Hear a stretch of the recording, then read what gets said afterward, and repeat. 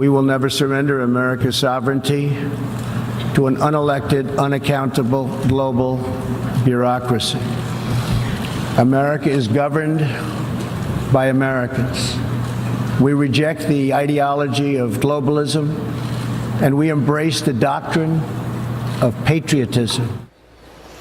President Trump making it clear that his priority is putting America first in a powerful address to world leaders. So how was his message being received on the world stage? Here now to weigh in is international relations expert Dr. Rebecca Grant. Great to have you here today to respond to all this. Thank you so much for coming in.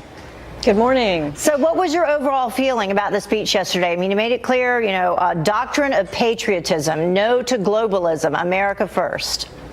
Superb speech, but let me tell you, Heather, they were gasping from Berlin to Beijing. This was a very strong speech, and he really put the world on notice that principled realism, U.S. self-interest, but cooperation with allies is the way Trump is going to go. He's been very consistent. He showed amazing world leadership at the UN in a very dignified way yesterday. What do you mean when you say principled realism?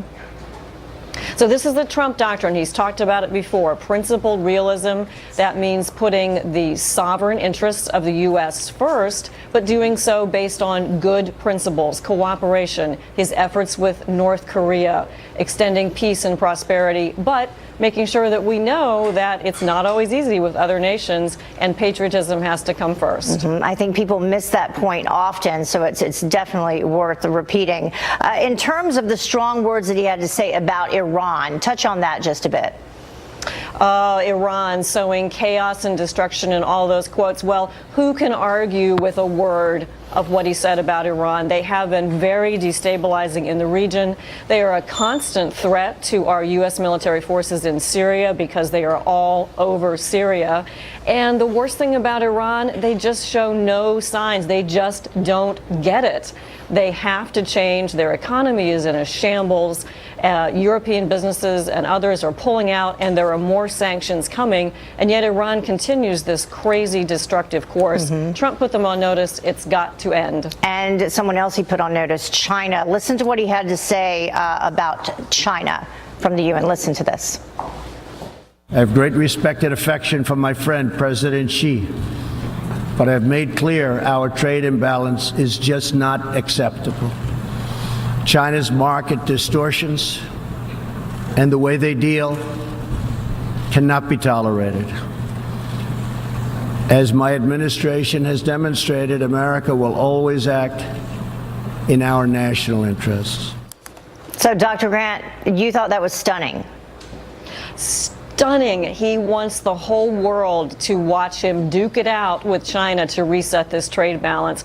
Very significant. He hit all the specific issues: currency manipulation, intellectual property theft, the loss of 3 million U.S. jobs, the closing of factories. These are all points that China has been protesting and writing about and complaining about over the past few weeks.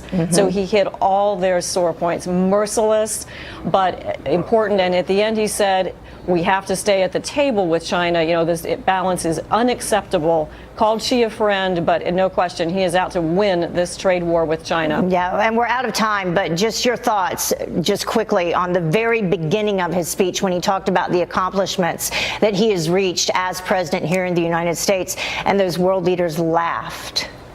Well, he has accomplished all that, and he took that very well. That was a good-natured chuckle. I don't read anything into that. Let's look at the substance, the great, superb substance of that speech. I thought it was great how he responded, and I think that will just further bring Americans together. Dr. Grant, thank you so much for joining us. We appreciate it. Thank you. All right. Well, the time now is